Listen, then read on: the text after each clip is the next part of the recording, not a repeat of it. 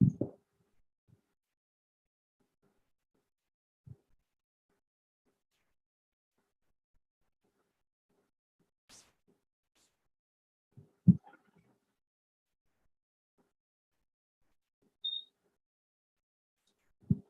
भगवते वासुदेवाय। ओम नमो भगवते वासुदेवाय। ओम नमो भगवते वासुदेवाय। ओम अज्ञानतिमिरान्धस्य ज्ञानाञ्जनशलाकया चक्षुरुन्मीलितं येन तस्मै श्रीगुरवे नमः। नमो ओम विष्णुपादाय कृष्णप्रेष्ठाय भूतले श्रीमते भक्तिवेदान्त स्वामिनिति नामिने। नमस्ते सरस्वते देवे गौरवाणी प्रचारिणे निर्विशेष शून्यवादी पाश्चात्य देशतारिणे। जय श्री कृष्ण चैतन्य प्रभु नित्यानंद श्री अद्वैत गदाधर श्रीवासादि गौर भक्त वृंदा। हरे कृष्ण कृष्ण कृष्ण हरे हरे, हरे राम राम राम हरे हरे।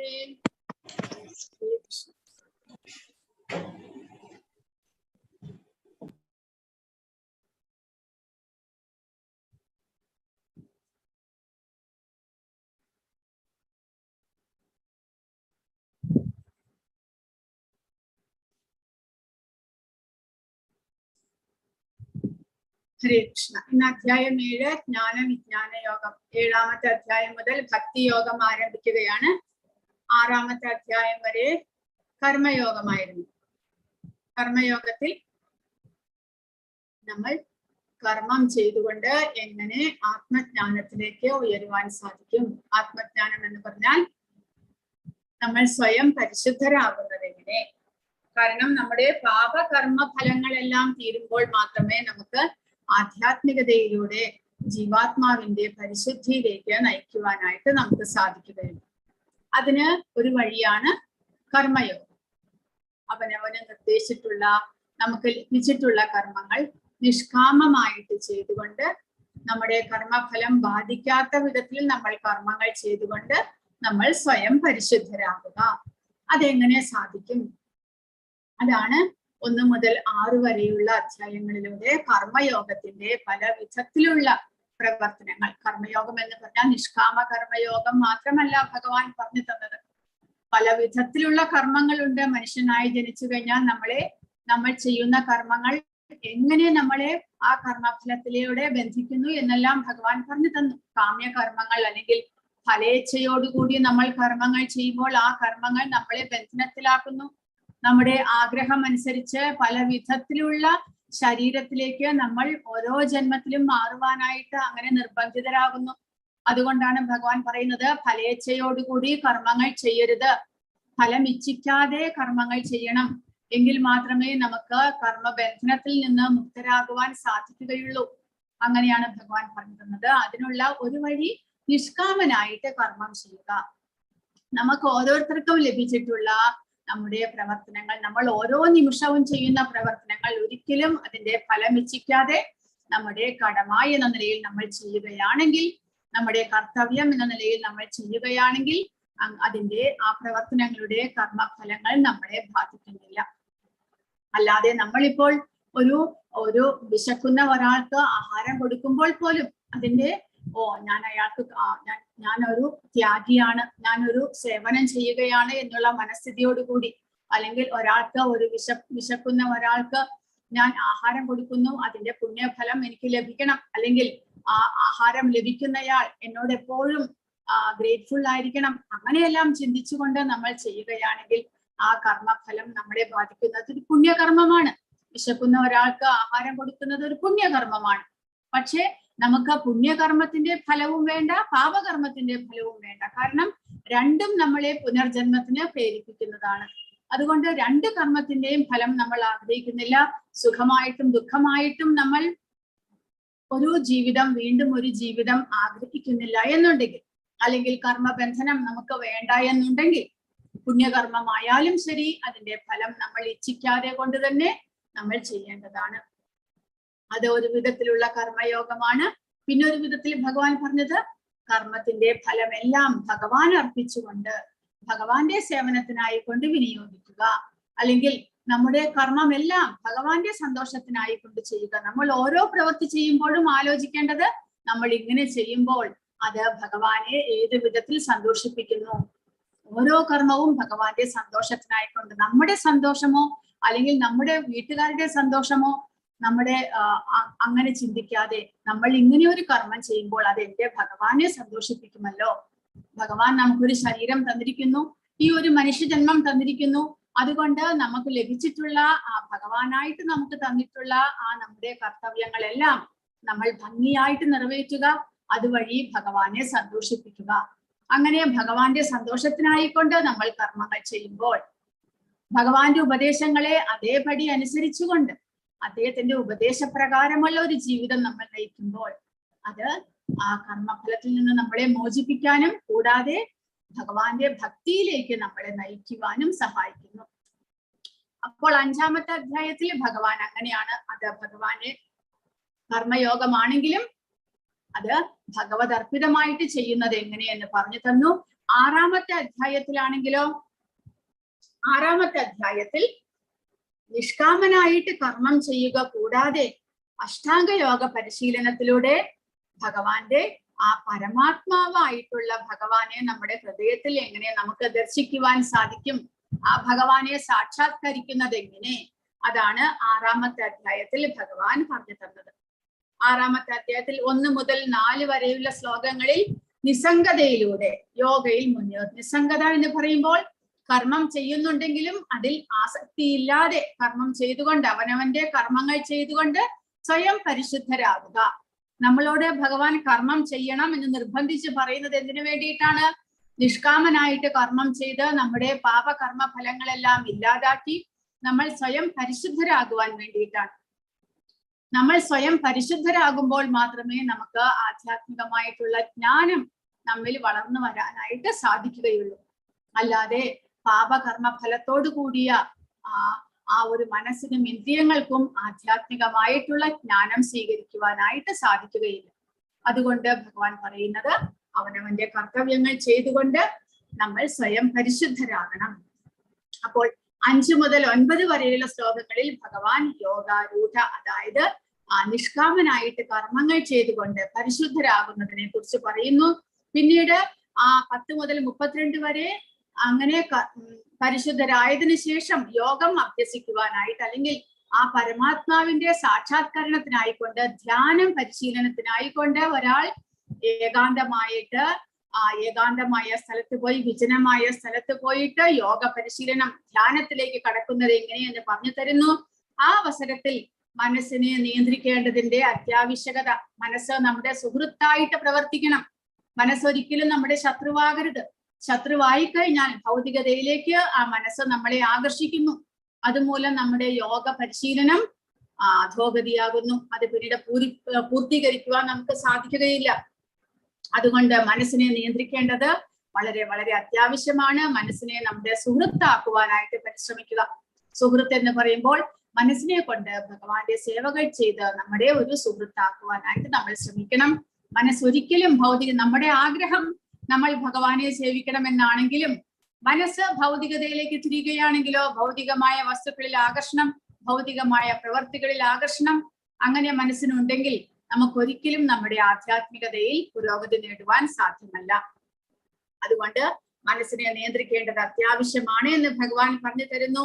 പിന്നീട് ഇത്രയെല്ലാം യോഗം പരിശീലിച്ചാലും അത് പൂർണ്ണമാക്കാൻ കഴിഞ്ഞില്ലെങ്കിലോ അങ്ങനെയുള്ള ഒരു യോഗിയുടെ അവസ്ഥ എന്താണ്?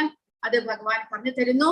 വിജയിക്കാത്ത യോഗിയാണെങ്കിൽ കൂടെ അദ്ദേഹം ചെയ്ത ആ പുണ്യകർമ്മത്തിന്റെ അല്ലെങ്കിൽ അദ്ദേഹം ഇത്രയും നാളും പരിശീലിച്ചത് മൂലം അദ്ദേഹത്തിന് ഒരു ശ്രേഷ്ഠമായ ഗൃഹത്തിൽ ജനിക്കുവാനും അതുവഴി വീണ്ടും തന്റെ ആ ഒരു ആധ്യാത്മിക ചര്യകൾ തുടരുവാനും സാധിക്കുമെന്ന് ഭഗവാൻ ഉറപ്പു തരുന്നു. എല്ലാ യോഗികളിലും വെച്ച് അത്യുത്തമനായ യോഗി ആരാണ്? ഭഗവാൻ പറഞ്ഞു തന്നിട്ടുണ്ട്. ആരാണോ ശ്രദ്ധയോടുകൂടി ദൃഢനിശ്ചയത്തോടുകൂടി ഭഗവാനെ സ്മരിച്ചുകൊണ്ട് ഭഗവാന്റെ സ്മരണയിൽ മുഴുകിക്കൊണ്ട് ഭഗവാനെ സേവിച്ചുകൊണ്ടിരിക്കുന്നത് അദ്ദേഹമാണ് യോഗിനാമപി സർവേഷാം മത്തദേനാന്തരാത്മന. ഭഗവാനെ അദ്ദേഹത്തിന്റെ മനസ്സിൽ ധ്യാനിച്ചുകൊണ്ട് അവനവന്റെ കർത്തവ്യങ്ങൾ ചെയ്യുന്നത്. ശ്രദ്ധാവാൻ ഭജതേ യോമാം, ശ്രദ്ധയോടുകൂടി വിശ്വാസത്തോടുകൂടി ആര് ഭഗവാനെ ഭജിക്കുന്നുവോ സേവിക്കുന്നുവോ മനസ്സിൽ ആ ഭഗവാനെ ആരാധിച്ചുകൊണ്ട് ആരാണോ ഭഗവാനെ ഭജിക്കുന്നത് വിശ്വാസത്തോടു കൂടി അദ്ദേഹമാണ് അത്യുത്തമനായ യോഗി എന്ന് ഭഗവാൻ പറഞ്ഞു തന്നു. അങ്ങനെ കർമ്മത്തെക്കുറിച്ചും പരമാത്മ സാക്ഷാത്കാരത്തെക്കുറിച്ച് ഭഗവാൻ പറഞ്ഞു തന്നു. ഇനി ഭഗവാൻ നേരിട്ട് ഭഗവാനെ സേവിക്കുന്നത് മൂലം എങ്ങനെ ഭഗവാനെ സേവിക്കുന്നു? ഭഗവാനെ കുറിച്ചുള്ള പൂർണ്ണമായ അറിവോടുകൂടി ആ അറിവിന് വേണ്ടിയിട്ട് ഭഗവാൻ അദ്ദേഹത്തിന്റെ ആ വിഭൂതികളെയും കുറിച്ച് പറഞ്ഞു തരുന്നുണ്ട്. 7 മുതൽ 12 വരെയുള്ള അധ്യായങ്ങളിൽ ഭക്തിയോഗമാണ്. ആ ഭക്തിയോഗത്തോടൊപ്പം ഭഗവാനെ എങ്ങനെ സേവിക്കണം എന്നതിനോടൊപ്പം ഭഗവാന്റെ ശക്തികളെ കുറിച്ചും ഈ ഭൗതിക പ്രപഞ്ചത്തിൽ ഭഗവാന്റെ ശക്തിയിൽ എങ്ങനെ ഭൗതിക പ്രകൃതി നിലകൊള്ളുന്നു, ഭഗവാനും നമ്മൾ ജീവാത്മാക്കളും തമ്മിലുള്ള ബന്ധം എന്താണ്, അദ്ദേഹത്തിന്റെ ശക്തിയാൽ എങ്ങനെ ഈ ഭൗതിക പ്രപഞ്ചം പ്രവർത്തിക്കുന്നു എന്നെല്ലാമുള്ള അറിവും ഭഗവാൻ തരുന്നുണ്ട്. അപ്പോൾ ആ ജ്ഞാനം എന്തിനു വേണ്ടിയിട്ട് ഭഗവാൻ പറഞ്ഞു തരുന്നു? ഭഗവാനെ പൂർണ്ണമായി മനസ്സിലാക്കിക്കൊണ്ട് നമ്മൾ ഭഗവാനെ സേവിക്കുമ്പോൾ അത് ശ്രദ്ധയോടു കൂടിയുള്ള വിശ്വാസത്തോടു കൂടിയുള്ള ആ ഒരു ഭക്തിയായിട്ട് മാറുന്നു. ഭഗവാനെ കുറിച്ച് നമ്മൾ മനസ്സിലാക്കിക്കൊണ്ട് ഭഗവാനെ സേവിക്കണം. കാരണം ഒരാളെ കുറിച്ച് ഒരു പൂർണ്ണമായിട്ടുള്ള വിവരം നമ്മിലുള്ളപ്പോൾ അയാളെ നമുക്ക് ശരിയായി മനസ്സിലാക്കി കഴിഞ്ഞാൽ അയാളോട് നമ്മളുടെ പെരുമാറ്റം വ്യത്യസ്തമായിരിക്കും. ഇപ്പോൾ നമ്മുടെ നാട്ടിൽ ഒരു ധനികനായ ഒരു വ്യക്തി അല്ലെങ്കിൽ വളരെ പേരെടുത്ത ഒരു വ്യക്തി ഉണ്ടെങ്കിലും നമ്മൾക്ക് അയാളെ അറിയില്ല എന്നുണ്ടെങ്കിൽ, അയാളുടെ ഗുണങ്ങളാകട്ടെ അയാളുടെ സ്വഭാവമാകട്ടെ നമ്മൾക്ക് അറിയില്ലെങ്കിൽ അയാളെ നമ്മൾ സ്വീകരിക്കാനായിട്ട് മടിക്കും. ആൾക്കാരെന്തെല്ലാം പറഞ്ഞാലും നമുക്ക് നേരിട്ട് അങ്ങനെയുള്ള ഒരു വ്യക്തിയെ പരിചയമില്ലെങ്കിൽ, അദ്ദേഹത്തിന്റെ ഗുണങ്ങളെ കുറിച്ച് അദ്ദേഹത്തിന്റെ സ്വഭാവത്തെ കുറിച്ച് നമുക്ക് പരിചയമില്ലെങ്കിൽ നമ്മൾ അയാളെ സ്വീകരിക്കാനും അയാളെ അങ്ങനെ ഒരു വ്യക്തിയായിട്ട് മാനിക്കാനും മടിക്കും. അതുകൊണ്ട് അതുപോലെ തന്നെ ഭഗവാനാണ് എന്നെല്ലാം നമ്മൾ മറ്റുള്ളവർ പറഞ്ഞാലും ഭഗവാനെ തന്നെ സ്വയം പറഞ്ഞ് നമ്മളെ മനസ്സിലാക്കി തരുമ്പോൾ ആ ജ്ഞാനം നമ്മൾ പഠിച്ച് മനസ്സിലാക്കുമ്പോൾ, അങ്ങനെ പഠിച്ച് മനസ്സിലാക്കി നമ്മളത് സ്വീകരിക്കുമ്പോൾ നമുക്ക് ആ അറിവോടുകൂടി നമ്മൾ ഭഗവാനെ സേവിക്കുന്നു. അതിലെ വ്യത്യാസമുണ്ട്. അല്ലെങ്കിൽ നമ്മൾ ഭഗവാനും മറ്റുള്ള ദേവന്മാരും ഒരേപോലെ എന്ന് വിചാരിക്കും. നമ്മൾ എല്ലാവരും ഇത്രയും കാലം അത് തന്നെയാണ് വിചാരിച്ചു കൊണ്ടിരിക്കുന്നത്. ശ്രീകൃഷ്ണനാകട്ടെ, പരമശിവനാകട്ടെ, ഗണപതി ആകട്ടെ, ദുർഗയാകട്ടെ, എല്ലാവരും ദേവന്മാർ തന്നെ. ത്രിമൂർത്തികളുണ്ട്, ബ്രഹ്മ വിഷ്ണു മഹേശ്വരന്മാർ, അതേപോലെ അനേകം ദേവന്മാരുണ്ട്. എല്ലാവരും ദേവന്മാർ എന്നാണ് നമ്മൾ വിചാരിച്ചു കൊണ്ടിരുന്നത്. പക്ഷേ ഭഗവത്ഗീതയിലൂടെ ഭഗവാൻ പറഞ്ഞു തരുന്നു അദ്ദേഹമാണ് പരമദിവ്യോത്തമ പുരുഷൻ, എല്ലാം അദ്ദേഹത്തിന്റെ നിയന്ത്രണത്തിലാണ്. അത് ഈ 7ാമത്തെ അധ്യായം മുതൽ ഭഗവാൻ വിശദീകരിച്ച് നമുക്ക് പറഞ്ഞു തരുന്നു. ഭഗവാന്റെ ആ വിഭൂതികളെ കുറിച്ച്, ഭഗവാന്റെ ശക്തികളെ കുറിച്ച്, ഭൗതിക പ്രപഞ്ചത്തിൽ ഭഗവാന്റെ ശക്തികൾ എങ്ങനെ വിന്യസിച്ചിരിക്കുന്നു എന്നതിനെ കുറിച്ച് ഭഗവാൻ ഈ അധ്യായം മുതൽക്ക് വിശദീകരിച്ച് പറഞ്ഞു തരുന്നു. അങ്ങനെ ആ ഭഗവാനെ മനസ്സിലാക്കിക്കൊണ്ട് നമ്മൾ ഭഗവാനെ സേവിക്കണം. അങ്ങനെ മനസ്സിലാക്കുവാനായിട്ടുള്ള പ്രത്യേകമായിട്ടുള്ള നമ്മൾ എങ്ങനെ ഭഗവാനെ മനസ്സിലാക്കണം അതും ഭഗവാൻ പറയുന്നുണ്ട്. ശ്രവണം, ആദ്യത്തെ ശ്ലോകം കൊണ്ട് തന്നെ ഭഗവാൻ പറയുന്നത് ഭഗവാനെ കുറിച്ച് ശ്രവിക്കണം. നവവിധ ഭക്തിയുധ സേവനങ്ങളുണ്ട്. ശ്രവണം, കീർത്തനം, വിഷ്ണു സ്മരണം, പാദസേവനം, അർച്ചനം, വന്ദനം, ദാസ്യം, സഖ്യം, ആത്മനിവേദനം. അതിൽ ആദ്യത്തെ ഉപാധിയാണ് ശ്രവണം. ഭഗവാനെ സേവിക്കുന്നതിന്റെ ആദ്യത്തെ ആ ഭക്തിയുധ സേവനമാണ് ശ്രവണം. ഭഗവാനെ കുറിച്ച് കേൾക്കുക. ആ ശ്രവണത്തിലൂടെ നമ്മൾ ഭഗവാനിലേക്ക് ആകർഷിതരാകുന്നു. ശ്രവണത്തിലൂടെ ഭഗവാനെ കുറിച്ചുള്ള വിശ്വാസം നമ്മിൽ വളർന്നു വരുന്നു. ശ്രവണത്തിലൂടെ ഭഗവാനെ സേവിക്കേണ്ടതിന്റെ ആവശ്യകത നമുക്ക് മനസ്സിലാകുന്നു. കാരണം നമ്മൾ സ്വയം പരിശ്രമിച്ച് ഇതൊന്ന് പുസ്തകം വായിച്ചിട്ടോ അല്ലെങ്കിൽ ഇതിനെക്കുറിച്ച് സംസ്കൃതം പഠിച്ചാൽ സംസ്കൃതത്തിന്റെ വ്യാഖ്യാനമെല്ലാം എഴുതിക്കൊണ്ടോ ഒന്നും നമുക്ക് ഭഗവാനെ കുറിച്ച് മനസ്സിലാക്കുവാനോ നമ്മൾ ഈ ആധ്യാത്മിക ജ്ഞാനം കൈക്കൊള്ളുവാനോ നമുക്ക് സാധിക്കുകയില്ല. അതിൽ ഏറ്റവും എളുപ്പമായതും പാരമ്പര്യമായിട്ട് പണ്ട് മുതൽക്കേ എല്ലാവരും പിന്തുടരുന്നതും ആയിട്ടുള്ള ഒരു ഭക്തിയുധ സേവനമാണ് ശ്രവണം. കാരണം ശ്രവണത്തിന് നമ്മുടെ അന്തരാത്മാവ് വരെ, നമ്മുടെ ഹൃദയം വരെ പോയിട്ട് നമ്മളെ മാറ്റുവാനുള്ള ശക്തിയുണ്ട്. നമ്മൾ ചെവിയിലൂടെ കേൾക്കുന്നതെല്ലാം നമ്മുടെ മനസ്സിലും പതിയുന്നു. അതുകൊണ്ട് ശ്രവണം അത്രയേറെ വളരെ ഒരു ഉത്തമമായ ഉപാധിയാണ് ഭഗവാനെ കുറിച്ച് മനസ്സിലാക്കുവാനും ആധ്യാത്മികമായ ജ്ഞാനം കരസ്ഥമാക്കുവാനും. കാരണം നമ്മുടെ ശ്രവണേന്ദ്രിയങ്ങൾ എല്ലായ്പ്പോഴും ഉണർന്നിരിക്കുന്നു എന്നാണ്. നമ്മൾ ഉറങ്ങിക്കിടക്കുമ്പോഴും ശ്രവണേന്ദ്രിയങ്ങൾ ഉണർന്നിരിക്കുന്നു. കാരണം എത്ര അഗാധമായ നിദ്രയിലാണെങ്കിലും നമ്മൾ എന്തെങ്കിലും ഒരു ശബ്ദം കേട്ടാൽ നമ്മൾ അപ്പോൾ എണീക്കും. അതിന്റെ അർത്ഥം എന്താണ്? ശ്രവണേന്ദ്രിയങ്ങൾ എപ്പോഴും ഉണർന്നിരിക്കുന്നു. ആ ശ്രവണേന്ദ്രിയങ്ങൾക്ക് നമ്മുടെ ഈ ആധ്യാത്മിക ജ്ഞാനം കരസ്ഥമാക്കി അതിനെ നമ്മുടെ ശരീരത്തിന്റെ എല്ലാ ഭാഗത്തിലേക്കും എത്തിക്കുവാനും ജീവാത്മാവിനെ അതുവഴി ഉദ്ധരിക്കുവാനുമുള്ള കഴിവുണ്ട്. അപ്പോൾ 1 മുതൽ 3 വരെയുള്ള ശ്ലോകത്തിലൂടെ ഭഗവാൻ ശ്രവണത്തിനെ കുറിച്ചുള്ള കാര്യമാണ് പറയുന്നത്. ശ്രവണം കൊണ്ട് ഭഗവാനെ പൂർണ്ണമായിട്ട് അറിയുവാൻ സാധിക്കും എന്ന് പറയുന്നു. 4 മുതൽ 12 വരെയുള്ള ശ്ലോകങ്ങളിൽ ഭഗവാൻ ശ്രീകൃഷ്ണനാണ് ആധ്യാത്മിക ശക്തിയും ഭൗതിക ശക്തിയുടെയും ഉറവിടം. അദ്ദേഹത്തിന്റെ വിഭൂതികളെ കുറിച്ച്, ശക്തിയെ കുറിച്ച് പറയുന്നു. ആധ്യാത്മിക ശക്തിയുടെയും ഭൗതിക ശക്തിയുടെയും ഉറവിടം ഭഗവാനാണ് എന്ന് നമുക്ക് പറഞ്ഞ് മനസ്സിലാക്കി തരുന്നു. 13 മുതൽ 14 വരെ ത്രിഗുണങ്ങളാണ് ഭൗതിക പ്രകൃതിയുടെ അല്ലെങ്കിൽ നമ്മളെ നിയന്ത്രിക്കുന്ന, നമ്മുടെ ശരീരത്തെ നിയന്ത്രിക്കുന്നത് ത്രിഗുണങ്ങളാണ്. ആ ത്രിഗുണങ്ങൾ ഭഗവാന്റെ നിയന്ത്രണത്തിലാണ് എന്ന് ഭഗവാൻ പറയുന്നു. അതുകൊണ്ട് ആ ത്രിഗുണങ്ങളിൽ നിന്ന് മോചിതരാകണമെങ്കിൽ നമ്മൾ സ്വയം എന്താണ് ചെയ്യേണ്ടത്? ഭഗവാന് സ്വയം സമർപ്പിക്കുക. അതുവഴി നമുക്ക് ഭൗതികതയിൽ നിന്ന് മോചനം സാധ്യമാകുന്നു. 15 മുതൽ 19 വരെ 4 വിധത്തിലുള്ള ജനങ്ങൾ, ഭഗവാന് സ്വയം സമർപ്പിക്കാത്ത ദുഷ്കൃതികളായിട്ടുള്ള 4 വിധത്തിലുള്ള ജനങ്ങൾ, ഭഗവാന് സ്വയം സമർപ്പിക്കുന്ന 4 വിധത്തിലുള്ള സുഹൃതികൾ, സുഹൃതം ചെയ്തവർ. ദുഷ്കൃതികൾ സുഹൃതം ചെയ്തിട്ടില്ല, അവർ ദുഷ്കർമ്മങ്ങൾ മാത്രമേ ചെയ്തിട്ടുള്ളൂ. അതുകൊണ്ട് അവർക്ക് ഭഗവാനെ മനസ്സിലാക്കുവാനോ ഭഗവാന് സ്വയം സമർപ്പണം ചെയ്യുവാനോ സാധിക്കുന്നില്ല. എന്നാൽ സുഹൃതികൾ സുഹൃതം ചെയ്തിട്ടുള്ളത് കൊണ്ട്, പുണ്യകർമ്മങ്ങൾ ചെയ്തിട്ടുള്ളത് കൊണ്ട്, അല്ലെങ്കിൽ മുൻജന്മത്തിലെ ഏതെങ്കിലും ഒരു നല്ല പ്രവൃത്തി മൂലം, ഭഗവാന്റെ അനുഗ്രഹം മൂലം അവർക്ക് ഭഗവാനിൽ സ്വയം സമർപ്പിക്കുവാനായിട്ട് സാധിക്കുന്നു.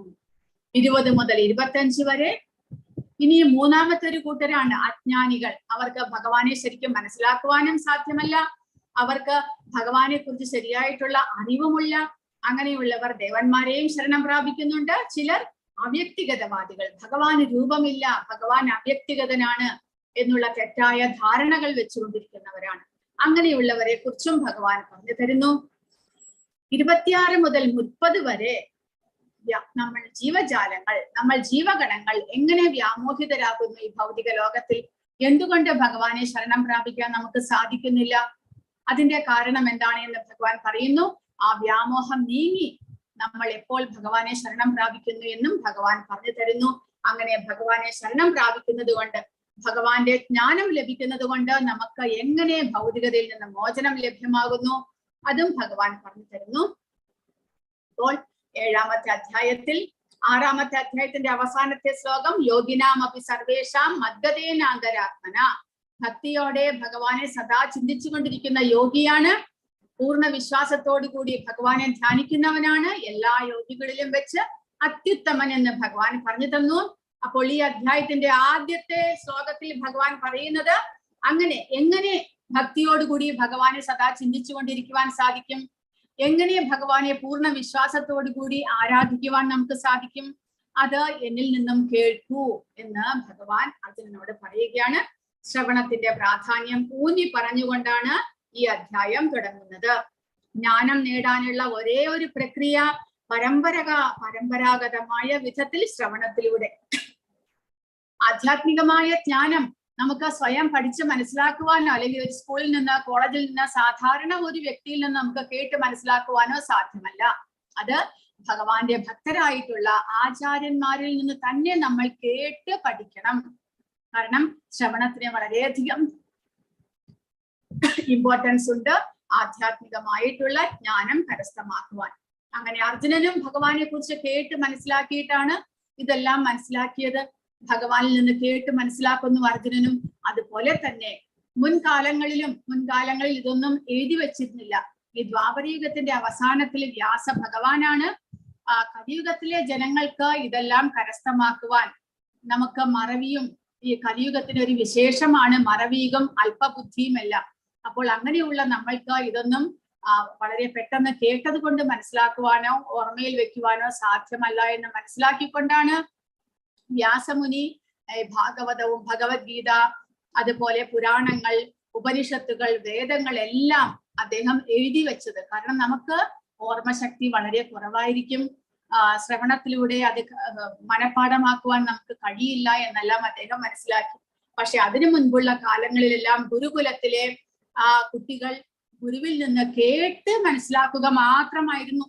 കേൾക്കുക, ഹൃദയസ്ഥമാക്കുക, മറ്റുള്ളവർക്ക് പറഞ്ഞു കൊടുക്കുക, ആ ഒരു ശ്രവണം മാത്രമായിരുന്നു സത്യയുഗത്തിലും ത്രേതായുഗത്തിലും ദ്വാപരയുഗത്തിലും എല്ലാം ആ ഗുരുകുലത്തിലെ കുട്ടികൾ ചെയ്തുകൊണ്ടിരുന്നത്. പക്ഷെ കലിയുഗമായപ്പോൾ നമ്മുടെ ഓർമ്മശക്തിയും ആ ജ്ഞാനം സമ്പാദിക്കാനുള്ള ശക്തിയും എല്ലാം കുറഞ്ഞു വന്നതുകൊണ്ട് വ്യാസ ഭഗവാൻ അത് എഴുതി വെച്ചിരിക്കുന്നു. അതുകൊണ്ട് ശ്രവണത്തിന് അത്രയേറെ പ്രാധാന്യമുണ്ട്. ശ്രവണം കൊണ്ട് ഭഗവാനെ പൂർണ്ണമായി അറിയാൻ കഴിയും. ആധ്യാത്മികവും ഭൗതിക ശക്തിയുടെയും ഉറവിടം ഭഗവാനാണ്.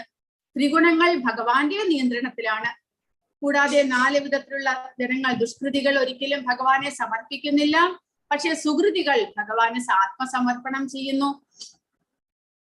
ദേവന്മാരെ ശരണം പ്രാപിക്കുന്നവരും അവ്യക്തിഗതവാദികളും അങ്ങനെ 2 കൂട്ടരുണ്ട് എന്ന് ഭഗവാൻ പറയുന്നു. വ്യാമോഹിതരായ ജീവജാലങ്ങളുണ്ട്. ഭഗവത് ജ്ഞാനം കൊണ്ട് ലഭിക്കാവുന്ന മുക്തി, ഇത്രയും കാര്യങ്ങളാണ് 7ാമത്തെ അധ്യായത്തിൽ ഭഗവാൻ പറഞ്ഞു തരുന്നത്. അതമോ നമുക്ക് 10-15 വരെയുള്ള ശ്ലോകങ്ങൾ ഇന്ന് വായിച്ചിട്ട് മനസ്സിലാക്കാം. ഭഗവാൻ ശ്രീകൃഷ്ണൻ അർജുനനോട് തന്റെ ഭൗതികവും ആധ്യാത്മികവുമായ ശക്തികളെ കുറിച്ച് കേൾക്കുവാൻ പറയുന്നു. അതുകൂടാതെ അതീന്ദ്രിയ ജ്ഞാനികളിൽ ഭഗവാനെ അറിയുന്നവർ വളരെ വിരളമാണ് എന്ന് പ്രഖ്യാപിക്കുകയും ചെയ്യുകയാണ് 1 മുതൽ 3 വരെയുള്ള ശ്ലോകങ്ങൾ. ശ്രീ ഭഗവാൻ ഉവാച മയ്യാസക്ത മനാഹ പാർത്ഥ യോഗം യുഞ്ജന്മദാശ്രയഃ അസംശയം സമഗ്രം മാം യഥാ ജ്ഞാസ്യസി തച്ഛൃണു. ഭഗവാൻ പറഞ്ഞു, കുന്തിപുത്ര, എന്നെ കുറിച്ചുള്ള പൂർണ്ണ ബോധത്തോടെ എന്നിൽ ആസക്തമായ മനസ്സോടുകൂടി യോഗം പരിശീലിക്കുന്നത് കൊണ്ട് സംശയങ്ങൾ നീങ്ങി എന്നെ പൂർണ്ണമായി അറിയാൻ കഴിയുന്നത് എങ്ങനെയെന്ന് പറയാം, കേൾക്കൂ. അപ്പോൾ 6ാമത്തെ അധ്യായത്തിന്റെ അവസാനത്തെ ശ്ലോകത്തിൽ ഭഗവാൻ പറഞ്ഞത് തന്നെ ഭഗവാൻ റിപ്പീറ്റ് ചെയ്യുകയാണ്. അതിൽ ഭഗവാൻ പറഞ്ഞു, ഭഗവാനിൽ ആസക്തമായ മനസ്സോടുകൂടി, ഭഗവാനിൽ ദൃഢവിശ്വാസത്തോടുകൂടി ഭഗവാനെ ഭജിക്കുന്നവർക്ക് ഭഗവാനെ മനസ്സിലാക്കുവാനും ഭഗവാനെ അറിയുവാനും സാധിക്കുമെന്ന് പറഞ്ഞു. അതെങ്ങനെയാണ് സാധിക്കുന്നത് എന്ന് ഈ അധ്യായത്തിലൂടെ ഭഗവാൻ പറയാൻ പോകുകയാണ്. ഭഗവാൻ ശ്രീകൃഷ്ണൻ ശ്രവണം കൊണ്ട് ഭഗവാനെ പൂർണ്ണമായി എങ്ങനെ അറിയാൻ കഴിയും എന്ന് വിവരിക്കുകയാണ് ഇവിടെ. കാരണം ഭഗവാൻ ശ്രീകൃഷ്ണൻ പരമസത്യമാണ്, പരമദിവ്യോത്തമ പുരുഷനാണ്. അദ്ദേഹത്തെ 3 വിധത്തിൽ നമുക്ക് സാക്ഷാത്കരിക്കുവാൻ സാധിക്കും. എങ്ങനെയെല്ലാം?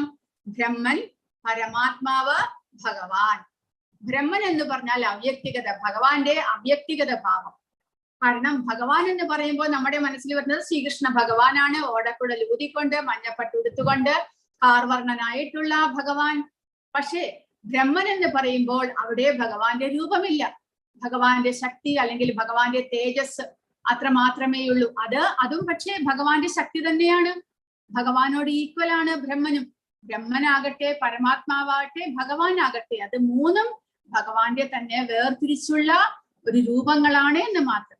പക്ഷെ ബ്രഹ്മൻ സാക്ഷാത്കാരം ചെയ്യുന്നവർക്ക് നിർഗുണ ബ്രഹ്മനായിട്ടുള്ള ഭഗവാനെ സാക്ഷാത്കരിക്കുകയാണ് ചെയ്തത്. അതായത് ഭഗവാന് രൂപമില്ലാതെ ഭഗവാനെ ധ്യാനിക്കുന്നവർക്ക് അവ്യക്തിഗതവാദികൾ എന്ന് പറയും അവരാണ് ഭഗവാനെ ബ്രഹ്മൻ രൂപത്തിൽ സാക്ഷാത്കരിക്കുന്നത്. അതായത് സൂര്യപ്രകാശത്തെ നമ്മൾ എങ്ങനെ ആരാധിക്കുകയാണെങ്കിൽ സൂര്യനെ വിട്ടിട്ട് സൂര്യപ്രകാശത്തെ മാത്രം ആരാധിക്കുക, അതാണ് ഇവിടെ ബ്രഹ്മൻ എന്ന് പറയുന്ന, അതായത് ഭഗവാൻ കൃഷ്ണന്റെ തേജസ്സിനെ ആരാധിക്കുന്നവർ. 2ാമത്തെ അവസ്ഥയാണ് പരമാത്മ സാക്ഷാത്കാരം. അത് നമ്മുടെ ഹൃദയത്തിൽ വസിക്കുന്ന പരമാത്മാവിനെ, ഭഗവാന്റെ തന്നെ വിസ്തരണമായ പരമാത്മാവിനെ സാക്ഷാത്കരിക്കുക. അതായത് ഭഗവാന്റെ ഇവിടെ ഉദാഹരണം കൊടുത്തിരിക്കുന്നത് സൂര്യന്റെ ഉപരിതലത്തെ നമ്മൾ തിരിച്ചറിയുക. അതിനെ നമ്മൾ സൂര്യപ്രകാശത്തെക്കാട്ടിലും ഉപരിയായിട്ട് സൂര്യന്റെ ഗോളത്തിന്റെ ഉപരിതലത്തെ നമ്മൾ തിരിച്ചറിയുന്നു. സാക്ഷാത് ഭഗവാൻ കൃഷ്ണനെ നേരിട്ട് ആരാധിക്കുകയാണെങ്കിൽ നമ്മൾ സൂര്യഗോളത്തെ തന്നെ തിരിച്ചറിയുന്നു. അതായത് ഭഗവാൻ കൃഷ്ണനാണ് എല്ലാത്തിന്റെയും ഉറവിടം എന്ന് മനസ്സിലാക്കിക്കൊണ്ട് അദ്ദേഹത്തെ നേരിട്ട് ആരാധിക്കുക. പക്ഷെ ഇങ്ങനെ 3 വിധത്തിലുള്ള ആരാധനയുടെയും ഉറവിടം ഭഗവാൻ കൃഷ്ണൻ തന്നെയാണ് എന്ന് നമ്മൾ മനസ്സിലാക്കണം. എല്ലാത്തിന്റെയും ആധാരം കൃഷ്ണൻ തന്നെയാണ്. അപ്പോൾ ഇങ്ങനെ ഭഗവാനെ മൂന്ന് വിധത്തിലുള്ള ആ ഭഗവാന്റെ ആ സാക്ഷാത്കാരത്തിന് പല വിധത്തിലുള്ള പ്രക്രിയകളുണ്ട് ആ സാക്ഷാത്കാരം ചെയ്യുവാനായിട്ട്. ഇതിനെല്ലാത്തിനും നമ്മളെ ആത്മാവിനെ പരിശുദ്ധമാക്കുവാനും ആ ഭഗവത് അംശമായ ജീവാത്മാവാണ് നമ്മൾ എന്നുള്ള അറിവിലേക്ക് നമ്മളെ എത്തിക്കുവാനുമുള്ള കഴിവുണ്ട്. അതിന് പല വിധത്തിലുള്ള പ്രക്രിയകളുണ്ട്. ജ്ഞാനയോഗം, അഷ്ടാംഗയോഗം, ഭക്തിയോഗം മുതലായവ. ജ്ഞാനയോഗത്തിലൂടെ അവ്യക്തിഗതമായിട്ടുള്ള ഭഗവാന്റെ ബ്രഹ്മ സാക്ഷാത്കാരം നേടുന്നു. അഷ്ടാംഗ യോഗത്തിലൂടെ, ധ്യാനത്തിലൂടെ ഭഗവാനെ നമ്മുടെ ഹൃദയത്തിൽ വസിക്കുന്ന പരമാത്മാവിനെ നമ്മൾ തിരിച്ചറിയുന്നു. പക്ഷെ ഭക്തിയോഗത്തിലൂടെ നേരിട്ട് ഭഗവാൻ കൃഷ്ണനെ സേവിക്കുന്നതിലൂടെ നമ്മൾ ഭഗവാൻ കൃഷ്ണനെ സാക്ഷാത്കരിക്കുന്നു. കൃഷ്ണനെ മനസ്സിൽ ഭഗവാൻ കൃഷ്ണങ്കൽ മനസ്സിനെ ഏകാഗ്രമാക്കിക്കൊണ്ട് നവവിധ ഭക്തിത സേവനത്തിൽ ഏർപ്പെടുക. അത് ഭഗവാനോടും ഭക്തന്മാരിലൂടെയുമുള്ള ശ്രവണത്തിൽ നിന്ന് ആരംഭിക്കുന്നു. ഭഗവാനെ കുറിച്ച് ഭക്തന്മാരിൽ നിന്ന് കേട്ടുകൊണ്ട് നമ്മൾ ഭഗവാനെ തിരിച്ചറിയുന്നു, ഭഗവാനെ ആരാധിക്കുന്നു. അങ്ങനെ നിരന്തരം കൃഷ്ണകഥാശ്രവണത്തിൽ ഏർപ്പെടുന്ന ഭക്തന്റെ ഹൃദയം പരമാത്മാവ് പവിത്രീകരിക്കുന്നു. അങ്ങനെ ഭക്തനിൽ അതീന്ദ്രിയ ജ്ഞാനം വളർന്നു വരുന്നു. ആ ജ്ഞാനം വളർന്നു വരുമ്പോൾ ഭഗവാനോടുള്ള സേവന നിഷ്ഠ ആ ഒരു നിഷ്ഠയോടുകൂടി നമ്മൾ സേവനം ചെയ്യാൻ ആരംഭിക്കുന്നു. രജസ്തമോ ഗുണങ്ങൾ അകന്നു പോകുന്നു. കാമലോപാധികൾ നമ്മിൽ നിന്ന് വിട്ടുമാറുന്നു. ഭൗതികതയുമായിട്ടുള്ള ആസക്തി എല്ലാം പോയിട്ട് ഭഗവാനിൽ മാത്രം ആസക്തി വളർന്നു വരുന്നു. അങ്ങനെ മാലിന്യങ്ങളെല്ലാം നീങ്ങി ശുദ്ധ സത്വഗുണത്തിൽ നമുക്ക് നിൽക്കുവാൻ സാധിക്കുന്നു. ഭഗവത് സേവനത്തിൽ കൂടുതൽ ഊർജ്ജസ്വലനായിട്ട് ഭഗവാന്റെ തത്വജ്ഞാനം നമുക്ക് മനസ്സിലാക്കുവാൻ സാധിക്കുന്നു. അങ്ങനെ നമ്മൾ പരമസത്യത്തെ കുറിച്ച് മനസ്സിലാക്കുവാനും പൂർണ്ണമായിട്ടുള്ള ജ്ഞാനം അറിയുവാനും നമുക്ക് സാധിക്കുന്നു. അങ്ങനെയുള്ള നവവിധ ഭക്തിയുടെ സേവനത്തിൽ ആരെല്ലാം ആ ഭക്തിയുടെ സേവനം ചെയ്തിട്ടുണ്ട് എന്നാണ് ഇവിടെ പറയുന്നത്. ശ്രവണത്തിലൂടെ പരീക്ഷിത്ത് മഹാരാജാവ്, ഭാഗവത ശ്രവണത്തിലൂടെ പരീക്ഷിത്ത് മഹാരാജാവ് ഭഗവാനെ കുറിച്ച് മനസ്സിലാക്കി പരിശുദ്ധനായിട്ട് ഭഗവത് പദം പോകുന്നു. കീർത്തനം, ശുകദേവ ഗോസ്വാമി ഭഗവാൻ രാജാ പരീക്ഷത്തിന് ഭാഗവതം ഉപദേശിച്ചു കൊടുത്ത് ആ കീർത്തനം ചെയ്തുകൊണ്ട് ശുകദേവ ഗോസ്വാമി പരിശുദ്ധനായി പരിശുദ്ധ ഭക്തനായി തീരുന്നു. സ്മരണത്തിലൂടെ പ്രഹ്ലാദകുമാരൻ ഭഗവാനെ സദാ നാരായണ രൂപത്തിൽ സ്മരിച്ചുകൊണ്ട് പ്രഹ്ലാദകുമാരൻ ഭഗവാന്റെ ശുദ്ധ ഭക്തനായി തീർന്നു. പാദസേവനം, സദാ ഭഗവാൻ നാരായണന്റെ പാദസേവനം ചെയ്ത് ലക്ഷ്മി ദേവി ഭഗവാന്റെ ശുദ്ധ ഭക്തിയായിട്ട് തീരുന്നു. പൃഥു മഹാരാജാവ് ഭഗവാന്റെ തന്നെ അവതാരമായിരുന്നു. ഭാഗവതത്തിലുള്ള കഥയാണ് പൃഥു മഹാരാജാവിന്റെ. അദ്ദേഹം ഭഗവാനെ ആരാധിച്ചുകൊണ്ട് അർച്ചനം ചെയ്തുകൊണ്ട് ഭഗവത് ഭക്തനായി തീരുന്നു. വന്ദനം, അക്രൂരൻ സദാസമയവും ഭഗവാനെ നാമസങ്കീർത്തനം കൊണ്ട് വന്ദനം ചെയ്തിരുന്നു. അദ്ദേഹം അങ്ങനെ ഭക്തനായി തീർന്നു. ദാസ്യം, ഹനുമാൻ ശ്രീരാമചന്ദ്രന്റെ ദാസ്യ സേവകൾ ചെയ്തിട്ട് ഹനുമാൻ പരിശുദ്ധനാകുന്നു. അർജുനൻ സഖ്യത്തിന് ഉദാഹരണമാണ്. ആത്മനിവേദനം, ബലി മഹാരാജാവ് തന്റെ സർവസ്വവും വാമനദേവന് അർപ്പിച്ചുകൊണ്ട് ബലി മഹാരാജാവ് പരിശുദ്ധ ഭക്തനായിട്ട് തീരുന്നു. അങ്ങനെ നവവിധ ഭക്തിയുത സേവനങ്ങൾ ചെയ്തിട്ട് നമ്മൾ ഭഗവാന്റെ ആ ഒരു ഭക്തിയിലേക്ക് ഉയരണം എന്നാണ്. അതിൽ ആദ്യത്തെ സേവനമാണ് ശ്രവണം. ആ ശ്രവണത്തെ കുറിച്ചാണ് ഭഗവാൻ ഇവിടെ പറയുന്നത്. ആ ശ്രവണം ചെയ്യുന്നതിനുണ്ട് ഭഗവാനെ കുറിച്ച് നമുക്ക് കൂടുതലായിട്ട് മനസ്സിലാക്കുവാനായിട്ട് സാധിക്കുന്നു. പരമസത്യമായ ഭഗവാൻ കൃഷ്ണനെ അറിയുക എന്ന ഈ പ്രക്രിയയെ പറ്റി ശ്രീമദ് ഭാഗവതം പ്രഥമ സ്കന്ധത്തിലെ 2-ാം അധ്യായത്തിൽ ഇങ്ങനെ പറയുന്നു. ശൃണ്വതാം സ്വകഥാ കൃഷ്ണഃ പുണ്യശ്രവണ കീർത്തനഃ ഹൃദ്യന്തസ്തോ ഹി അഭദ്രാണി വിധുനോതി സുഹൃത് സദാ നഷ്ടപ്രായേഷു അഭദ്രേഷു നിത്യം ഭാഗവത സേവയാ ഭഗവത്യുത്തമ ശ്ലോകേ ഭക്തിർഭവതി നൈഷ്ഠികി.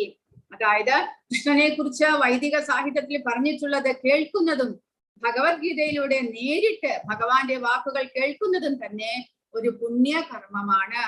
എല്ലാവരുടെയും ഹൃദയത്തിൽ കുടികൊള്ളുന്ന ഭഗവാൻ കൃഷ്ണൻ തന്റെ കഥകൾ കേൾക്കുന്നവർക്ക് ഹിതകാരിയായ സുഹൃത്തിനെ പോലെ പ്രവർത്തിക്കുകയും നിരന്തരം കൃഷ്ണകഥാശ്രവണത്തിൽ ഏർപ്പെടുന്ന ഭക്തനെ പവിത്രീകരിക്കുകയും ചെയ്യുന്നു.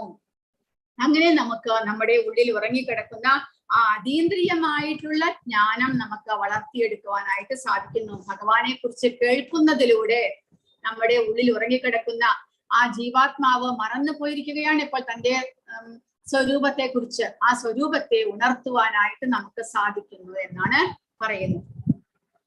ജ്ഞാനം തേഹം സവിജ്ഞാനം ഇദം വക്ഷ്യാമ്യ ശേഷതഃ യജ്ഞാത്വാനേഹ ഭൂയോ ജ്ഞാതവ്യം അവശിഷ്യതേ.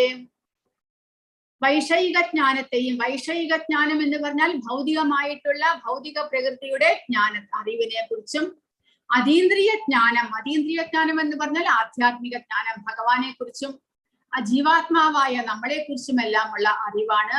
അത് അതീന്ദ്രിയമായതുകൊണ്ട് നമ്മുടെ അതീന്ദ്രിയം എന്ന് പറഞ്ഞാൽ ഈ ഭൗതിക ഇന്ദ്രിയങ്ങൾക്ക് ഗ്രാഹ്യമല്ലാത്തത്, അതായത് മലിനമാക്കപ്പെട്ട നമ്മുടെ ഭൗതിക ഇന്ദ്രിയങ്ങൾ വഴി നമുക്ക് ഗ്രഹിക്കുവാൻ സാധിക്കാത്ത, അതായത് നമ്മുടെ ഇന്ദ്രിയങ്ങൾക്ക് ഇപ്പോൾ ഭൗതികമായിട്ടുള്ള വസ്തുക്കളെ മാത്രമേ കാണുവാനും കേൾക്കുവാനും എല്ലാം സാധിക്കുന്നുള്ളൂ.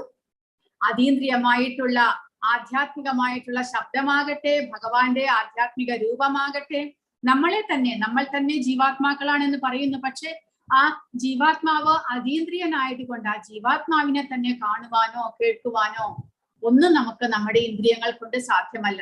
നമുക്ക് ഭൗതികമായ വസ്തുക്കളെ മാത്രമേ കേൾക്കുവാനും കാണുവാനും അറിയുവാനും സാധിക്കുന്നുള്ളൂ.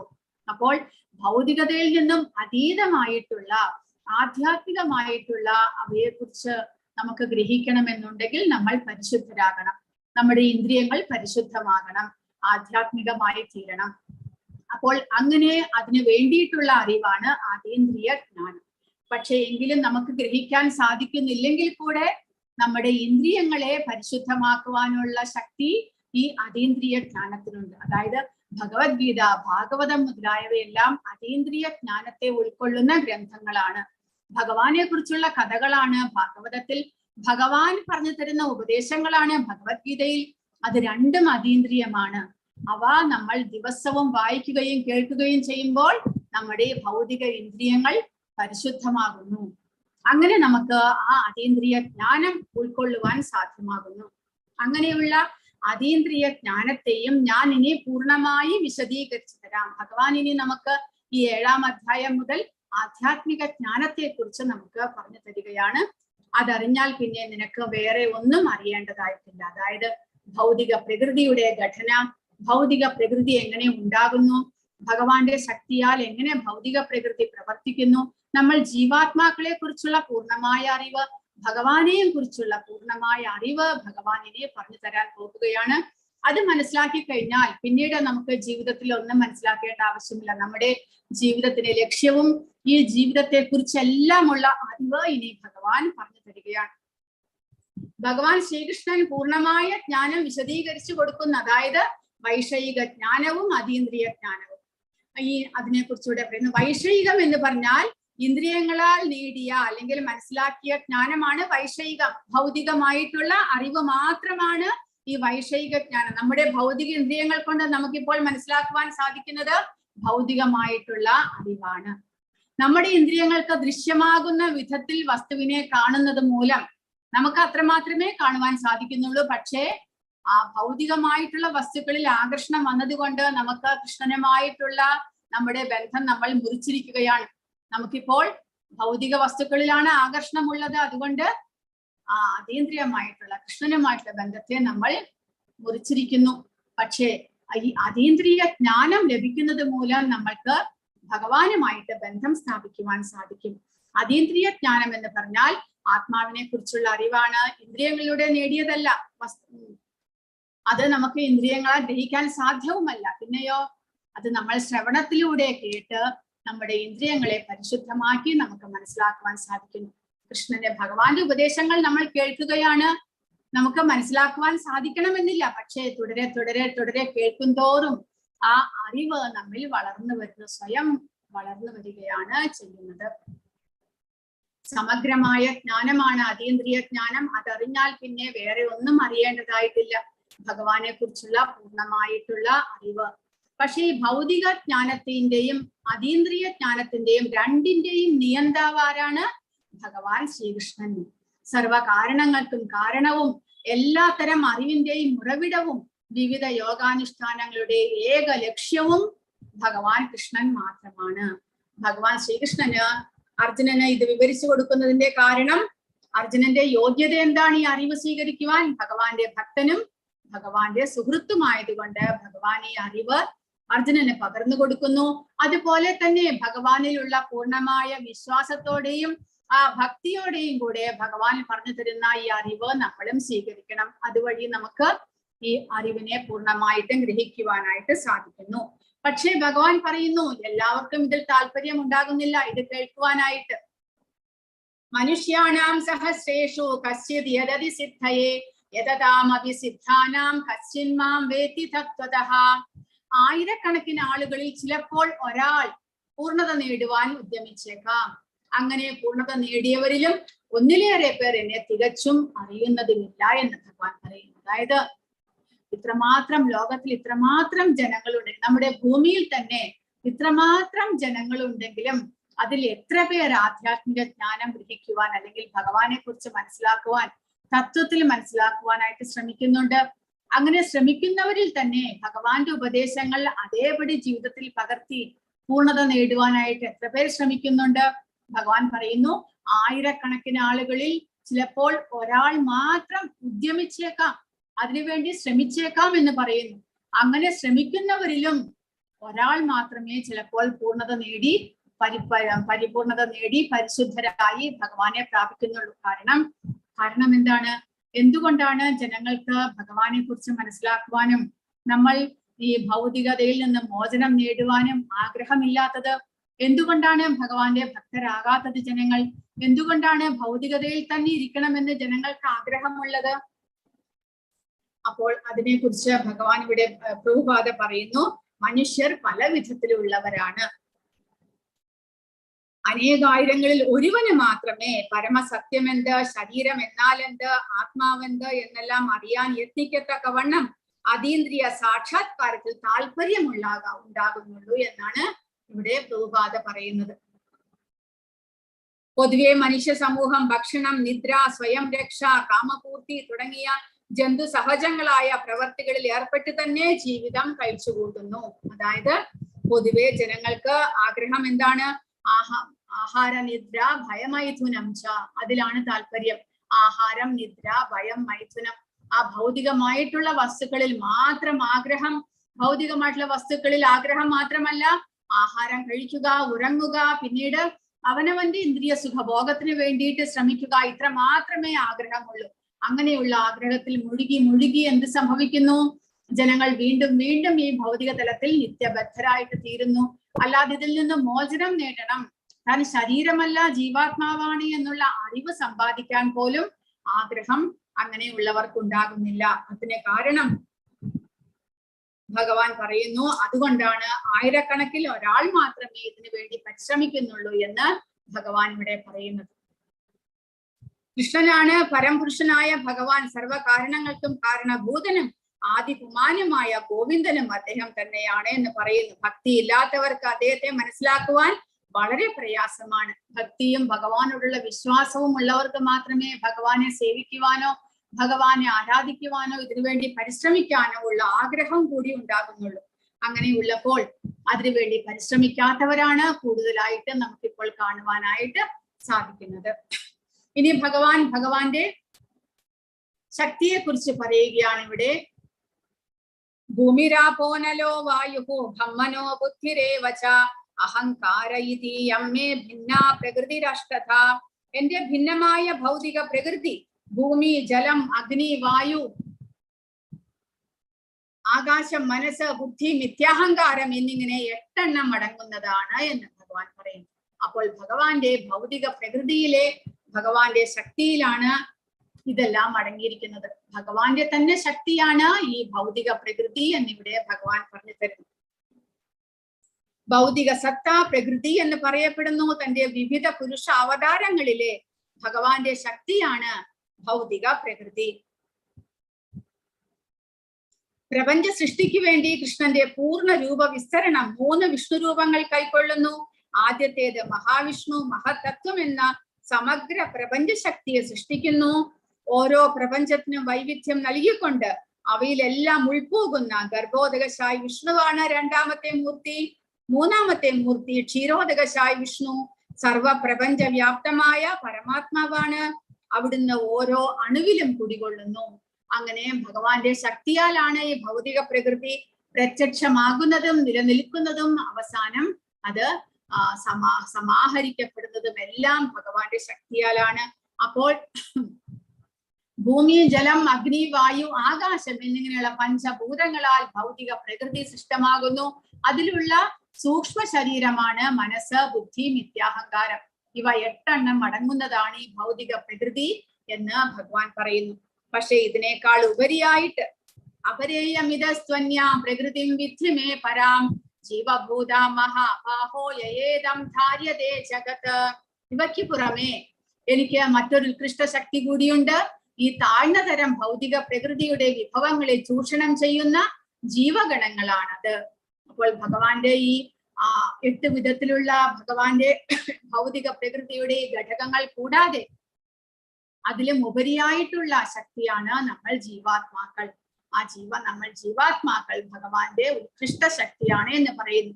അപ്പോൾ ഭഗവാന്റെ 3 വിധത്തിലുള്ള ശക്തികളെ കുറിച്ച് ഭഗവാൻ ഈ അധ്യായത്തിൽ പറയുന്നുണ്ട്.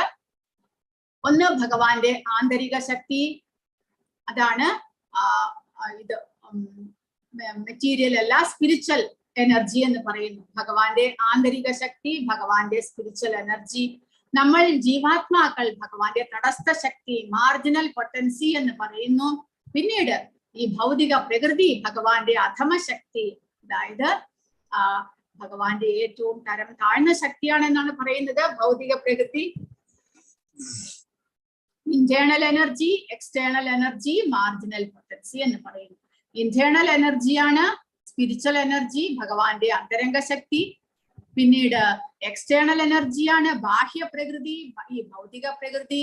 നമ്മൾ തടസ്ഥ ശക്തികൾ, മാർജിനൽ, രണ്ടിന്റെയും നടുവിൽ നിൽക്കുന്നു. നമുക്ക് വേണമെങ്കിൽ ഭഗവാൻ അതിനുള്ള സ്വാതന്ത്ര്യം തന്നിട്ടുണ്ട്. നമുക്ക് വേണമെങ്കിൽ പരിശ്രമിച്ച് ഭഗവാന്റെ അന്തരംഗ ശക്തിയിലേക്ക്, സ്പിരിച്വലായിട്ട് നമ്മുടെ യഥാർത്ഥ രൂപത്തിലേക്ക് നമുക്ക് കടക്കുവാൻ സാധിക്കും. അല്ല എന്നുണ്ടെങ്കിലോ നമുക്ക് ഭൗതിക പ്രകൃതിയാണ് ഇഷ്ടം, ഇവിടെ നമുക്ക് എൻജോയ് ചെയ്യുന്നത് അല്ലെങ്കിൽ ആസ്വദിക്കുന്നതാണ് ഇഷ്ടം എന്നുണ്ടെങ്കിൽ ഈ ഭൗതിക പ്രകൃതിക്ക് കീഴിൽ നമുക്ക് ഇവിടെ പല വിധത്തിലുള്ള ശരീരങ്ങൾ സ്വീകരിച്ച് ഇവിടെ ഈ ഭൗതിക പ്രകൃതിയിൽ പുനർജന്മത്തിലൂടെ ഇവിടെ തന്നെ നിത്യബദ്ധരായിട്ട് കഴിഞ്ഞു കൂടുവാനും രണ്ടിനുമുള്ള സ്വാതന്ത്ര്യം ഭഗവാൻ തന്നിരിക്കുന്നു. പക്ഷേ നമ്മുടെ ഏറ്റവും ഉത്തമമായ നമ്മുടെ അവസ്ഥ, നമ്മുടെ സ്വരൂപത്തിൽ ഭഗവാന്റെ ധാമത്തിലേക്ക് പോകുന്നതാണ്. അതെങ്ങനെ സാധ്യമാകും? അതാണ് നമ്മുടെ യഥാർത്ഥ സ്വരൂപം എന്നെല്ലാം ഈ അജ്ഞാനത്തിൽ മുഴുകിയിരിക്കുന്ന, ഭൗതികതയിൽ മുഴുകിയിരിക്കുന്ന നമുക്ക് ഭഗവാൻ പറഞ്ഞു തരികയാണ്. കാരണം ഭഗവാൻ പറഞ്ഞു തരാതെ നമുക്ക് ഇതൊന്നും മനസ്സിലാക്കുവാൻ സാധ്യമല്ല. നമ്മൾ ഭഗവാനെ വിട്ടു വന്നിരിക്കുന്നു, ഭഗവാനെ മറന്നിരിക്കുന്നു, നമ്മുടെ സ്വരൂപത്തെ നമ്മൾ മറന്നിരിക്കുന്നു. നമ്മൾ ഭഗവതംശമായ ജീവാത്മാക്കളാണ്, നമ്മുടെ ധാമം ആ ആധ്യാത്മിക ധാമമാണ് എന്നുള്ള കാര്യങ്ങളെല്ലാം തന്നെ നമ്മൾ മറന്നിരിക്കുന്നു.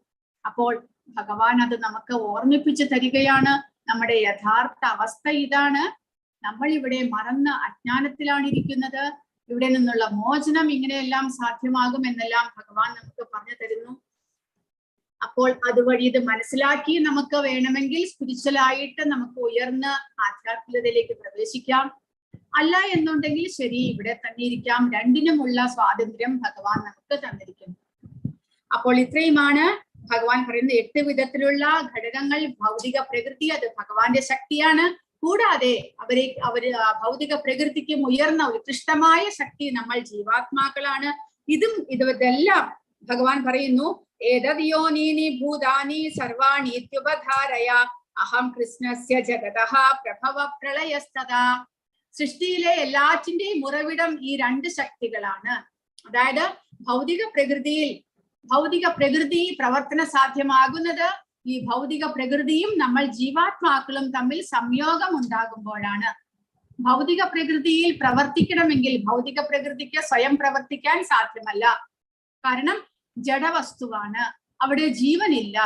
അപ്പോൾ ജീവാത്മാക്കളായ നമ്മൾ പ്രവേശിച്ച് ഈ ഭൗതിക പ്രകൃതിയുമായിട്ട് സംയോഗം ഉണ്ടാകുമ്പോൾ, നമ്മൾ ഭൗതിക പ്രകൃതിയുടെ ശക്തിയെ സ്വീകരിച്ച് നമുക്കൊരു ശരീരം ലഭിച്ച് നമ്മൾ ഇവിടെ പ്രവർത്തിക്കുമ്പോൾ ഈ ഭൗതിക പ്രകൃതി ഇവിടെ സൃഷ്ടി സാധ്യമാകുന്നു, പ്രവർത്തന നിരതമാകുന്നു. അപ്പോൾ ഈ നമ്മൾ ജീവാത്മാക്കൾക്ക് നമുക്ക് സ്വയം പ്രവർത്തിക്കാൻ ഇവിടെ സാധ്യമല്ല. ഭൗതിക പ്രകൃതിയുടെ ശക്തി നമുക്ക് ആവശ്യമുണ്ട്. ഈ ഭൂമിരാപ്പോ പഞ്ചഭൂതങ്ങളും സൂക്ഷ്മ ശരീരവും എല്ലാം ചേർന്ന ഒരു ശരീരം ലഭിക്കുമ്പോൾ മാത്രമേ നമുക്കും പ്രവർത്തിക്കാൻ സാധ്യമാകുന്നുള്ളൂ. അപ്പോൾ ഓൾറെഡി ഇവിടെ ജഡവസ്തുവായിട്ടുള്ള ഭൗതിക പ്രകൃതിയുണ്ട്. പക്ഷെ അത് പ്രവർത്തനനിരതമാകണമെങ്കിൽ ജീവാത്മാവായിട്ടുള്ള നമ്മുടെ ആ ഒരു ആധ്യാത്മികനായിട്ടുള്ള ജീവാത്മാവ് അതിൽ പ്രവേശിക്കണം. അപ്പോൾ മാത്രമേ ജഡവസ്തുവായിട്ടുള്ള ആ പ്രകൃതി ഘടകങ്ങൾ ചലനനിരതമാകുന്നുള്ളൂ. അങ്ങനെ രണ്ടും കൂടെ സംയോഗമാകുമ്പോഴാണ് ഇവിടെ സൃഷ്ടിയിൽ പ്രവൃത്തി ആരംഭിക്കുന്നത്. പക്ഷേ ഭഗവാൻ പറയുന്നു, ആധ്യാത്മികവും ഭൗതികവുമായി ഇവിടെയുള്ള എല്ലാറ്റിന്റെയും ഉത്ഭവവും വിനാശവും ഞാൻ തന്നെയെന്ന് നിശ്ചയമായും അറിയുക. അപ്പോൾ ആധ്യാത്മികരായിട്ടുള്ള നമ്മൾ ജീവാത്മാക്കളുടെയും ഈ ഭൗതിക പ്രകൃതിയുടെയും എല്ലാത്തിന്റെയും ഉത്ഭവം ഭഗവാനാണ്. ഇവരുടെ എല്ലാം സംഹാരവും നടത്തുന്നത് ഭഗവാന്റെ ശക്തിയാലാണ്. അതുകൂടാതെ നമ്മളെ നിലനിർത്തുന്നതും നമ്മളെ സംരക്ഷിക്കുന്നതും എല്ലാം ഭഗവാൻ തന്നെയാണ്. അപ്പോൾ ഭഗവാന്റെ ശക്തി ഇല്ലാതെ ഇവിടെ ഒന്നും തന്നെ നടക്കുന്നില്ല. ഭഗവാൻ പറയുന്നു, വട്ടപരതരം നാന്യത് കിഞ്ചിദസ്തി ധനഞ്ജയ മയി സർവമിതം ക്രോധം സൂത്രേ മണിഗണ ഇവ. എന്നേക്കാൾ ശ്രേഷ്ഠമായ ഒരു സത്യമില്ല. മുത്തുകൾ നൂലിന്മേൽ എന്ന പോലെ സർവവും എന്നിൽ ഇണക്കി കോർക്കപ്പെട്ടിരിക്കുന്നു. അപ്പോൾ ഭഗവാനാണ് പരമമായിട്ടുള്ള സത്യം എന്ന് നമ്മൾ മനസ്സിലാക്കണം. ഏറ്റവും ശാശ്വതമായിട്ടും ആദിപുമാനും എല്ലാം ഭഗവാൻ മാത്രമാണ്. ഭഗവാനിൽ നിന്ന് ഉത്ഭവിച്ചിട്ടുള്ളതാണ് ബാക്കിയുള്ളതെല്ലാം. എല്ലാ ബ്രഹ്മാവ് ഉൾപ്പെടെയുള്ള ദേവന്മാരും ഈ ഭൗതിക പ്രകൃതിയും ജീവാത്മാക്കളും എല്ലാം ഭഗവാനിൽ നിന്ന് ഉത്ഭവിച്ചിരിക്കുന്നു. ഭഗവാനിൽ എല്ലാം നൂലിന്മേൽ മുത്തെന്ന പോലെ ഇണക്കി കോർക്കപ്പെട്ടിരിക്കുന്നു എന്നാണ് പറയുന്നത്. കാരണം ഭഗവാന്റെ ശക്തി ഇല്ലെങ്കിൽ ഇവിടെ ഒന്നും തന്നെ പ്രവർത്തിക്കുന്നില്ല.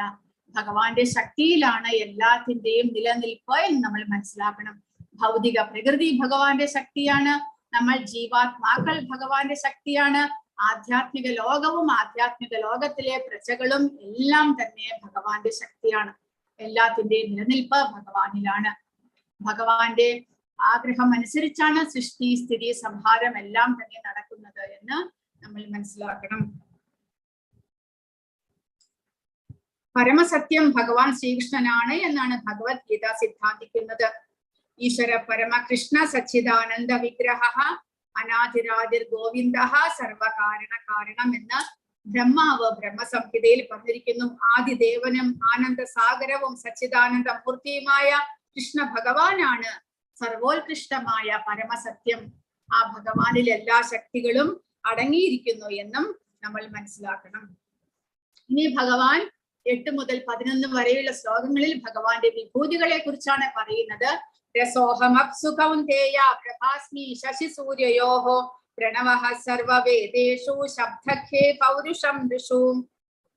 ജലത്തിലെ രസവും സൂര്യചന്ദ്രന്മാരിലെ പ്രകാശവും വേദമന്ത്രങ്ങളിലെ പ്രണവവും ആകാശത്തിലെ ശബ്ദവും പുരുഷന്റെ പൗരുഷവും ഞാനാകുന്നു. അപ്പോൾ അത്രയും ഭഗവാൻ പറയുന്നത് ജലത്തിലെ രസവും, അതായത് നമുക്ക് ദാഹം തീർക്കുവാനായിട്ട് നമ്മൾ ജലം കുടിക്കുന്നു. തീർച്ചയായിട്ടും ജലം കുടിക്കാതെ നമുക്ക് ദാഹം തീർക്കുവാൻ സാധ്യമല്ല.